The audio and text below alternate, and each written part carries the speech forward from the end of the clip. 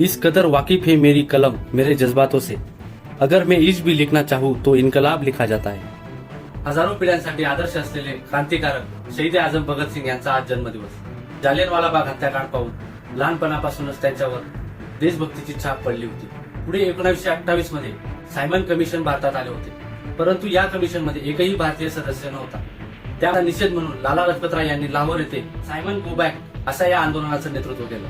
या आंदोलनावेळी तेथील लष्करी अधिकारी स्कॉट याने लाठीचार्जचे आदेश दिले। या लाठीचार्जमध्ये लाला लजपतराय हे जखमी झाले व पुढे त्यांचा मृत्यू झाला। याचा बदला म्हणून भगतसिंग यांनी स्कॉटला ठार मारण्याचे ठरवले व तसा प्लॅन देखील करण्यात आला, परंतु चुकून स्कॉटच्या जागेवर तेथील सहाय्यक अधिकारी सँडर्स याला मारले गेले। पुढे भगतसिंग हिंदुस्थान सोशलिस्ट असोसिएशन या क्रांतिकारी संघटनेत सामील झाले।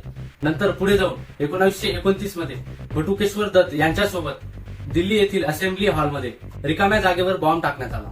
बॉम्ब टाकण्याचा उद्देश असं होतं की ब्रिटिशांना जाग यावी। त्यानंतर संपूर्ण इंग्रज सरकार हादरले। अखेर 23 मार्च 1931 मध्ये लाहोर जेलमध्ये भगतसिंग त्यासोबतच त्यांचे सहकारी मित्र सुखदेव राजगुरू यांना फाशीची शिक्षा देण्यात आली। तुरुंगात असताना सुद्धा भगतसिंग लेनिन मार्क्स यासारखे विचारवंतांचे पुस्तकं वाचत होते।